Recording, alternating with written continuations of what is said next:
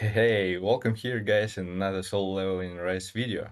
And today we have a lot of different things to discuss. That's right, just finished the Korean live stream where devs provided just a lot of different details, starting from Q&A sessions, updating the information for the December, the end of December for the January, for the upcoming update, a lot of information. They shown the roadmap of the first half of 2025, so that's really a lot. And first of all, I wanted to say just a massive shout out to June for providing her translation. Without it, it would have been not that impressive. It's a hard work, to be honest. I completely understand. I'm a foreigner, so yeah, that's really huge. And I'm not going to take any more time. Hit the like button, subscribe. There are a lot of things to discuss. Let's begin. So here we're starting with the Q&A session, and developers, they're providing a lot of details. They're starting with the first question about that new hunters are joining the game, but adjustments seem hard to do. How will you ease them? They're improving the new player experience. You will be able to get free Sar Chahain, yeah, and her exclusive weapon by doing special mission for new users. This is planned to come in the January update. The next question, when will we get a shorter animation time for Ultimate for SJW? Yeah, they're saying that they're going to provide the details of the new Ultimate, so it's going to be released. Next question, game getting easier in story mode and so on. So yeah, they made a lot of content easier. So what about whales? And they're saying that they were focusing on free-to-play players and the new players. That's pretty obvious, of course. If they're going to increase the difficulty, then the new players will have a lot of struggles to actually come here and participate in the new stuff. So they're going to provide additional content specifically for whales, and they're going to show, yeah, a little bit later in the roadmap what's going on. For the artifact reset event, they mentioned that actually, yeah, they mentioned that it was at some point a disappointment that they had to remove gear at 20 level of enhancement, reset it, and if something is going wrong with enhancements, you have to push it to level 20 again and reset after that. And they're saying that in future will be some kind of the same event, but with a lot of improvements. They recognize it, so it's going to be improved as well.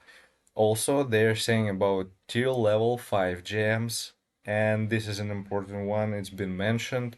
And again, at some point, this is a bit of disappointment because, first of all, the lowest tier 5 gems, they are not that different in compared to tier 4 gems, which are way easier to receive right now. And they're going to improve this moment. They're going to give an ability to actually re-roll some tier 5 gems which are not usable, which are, let's say, at some point duplicates. But they are also saying that this is not like the most urgent issue, but they are working on it. The next question was about the cooperative content or an update to guild competition. So devs said that in 2025 they're planning to implement more cooperative play, and they will provide more details in this stream, so later you will see everything on your own. Some additional questions about the guild activities, so mini games and coin rewards. They're saying that they are at some point limited, and of course you're not able to purchase everything from the shop, so they're going to increase rewards, or they're going to decrease the cost of different items in the shop. This is going to be improved as well. Also was the question about Goto Ryuji, that he was planned for December, but they decided that Thomas Andre is really important. That's why they're going to postpone him, but he still is going to be in release, so no worry about it. Some live Q&A about the simulation gates, and potential increase of the entry tickets. They're saying and explain this that this is a better version. It's pretty much obvious. It's not the final version of simulation gates, and they are probably going to change something. So some aspects are subject to change, and by the moment of release, they're going to consider it as a potential improvement for simulation gates to provide more abilities for, let's say, resources, tickets, and some stuff like that. Yeah, for the guild boss and POD clears, the question was that there are not shown which preset setups were used in the teams, and they're going to add this visual adjustment.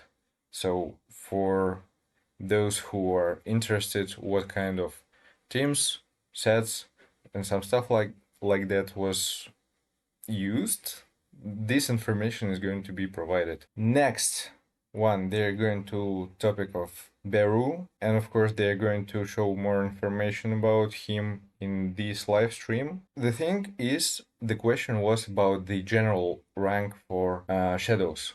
Here's the question. They didn't really specify it, but they said that Beru was added to Army of Sanjinu originally in Manhwa as a general immediately in the status of general. So there is actually a chance that when we will receive Beru, he's going to be immediately in general status. It's not 100%, but they've actually discussed it as a chance. So we'll see after the update. And of course, all other shadows, they are going to be increased. Their levels are going to be increased.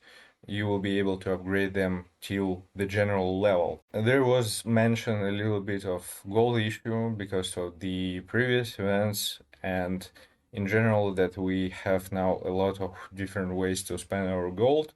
So they're going to balance things out, and they're going to provide more rewards, more golds. Pretty much players are going to be in a sweet spot in this kind of question. Also, Battlefield of Time challenges have been mentioned, and the main problem that this type of activity, it's pretty low on requirements in terms of total power and some stuff like that. So it takes less than 10 seconds to finish actually some phases, some parts. And they're also saying that they're going to increase requirements and levels for the bosses, for the mobs, to make it a little bit more difficult and more entertaining. Also, the moment about the costumes has been mentioned, and players asking if they can actually buy costumes without any additional rewards, not for money but any other way. And they've said that in this update they will add such a feature. You will be able to get the costumes for diamonds. Also use discount tickets and some stuff like that. So here we are, here we go, more costumes to buy, not for the full price, let's say. They're also mentioning the issue about bans for players. They know about this problem and they're apologizing for this. So huge W that at least they mentioned something about it. They're saying that their system, which at some point automated, it should be balanced. They know the issue, they are apologizing, so they're trying to adjust it and asking for patience, but this is going to be improved, and players who were banned accidentally, they are really sorry and they're trying to work harder. So if you have some issues, write to the support team, but of course there are some real cheaters who should be banned. So this is a little bit of complex moment, and they explaining it as a double-edged sword, but they are trying to improve it, and they will make all the necessary improvements. Also shortly has been mentioned the moment about guild contribution point abusing, and they said that this is going to be also improved. I'm not pretty much sure what is it. Actually, I didn't meet something like that, but I guess it was some kind of a problem. A little bit they discussed the subscription on PC. They're saying it's not that easy as for mobile devices, but they're working on this as well. Also, improvements for mobile versions. They have the team which is going to optimize everything for mobile devices. It's working already, and it will keep working in the end of this month, December, in January, and in future to make everything more suitable for mobile players. These were like all the topics for Q&A sessions which they have discussed. So here we go. Here they are providing the first redeem code with 1000 essence stones. I'm going to add all redeem codes in the description to this video so you will not miss it. Don't worry. And this is it for the Q&A session, but we have a lot of other stuff which is going on, so stay tuned because this is too much for one video. I'm going to provide others in a little bit in a while. Just stay tuned. See you in the next one.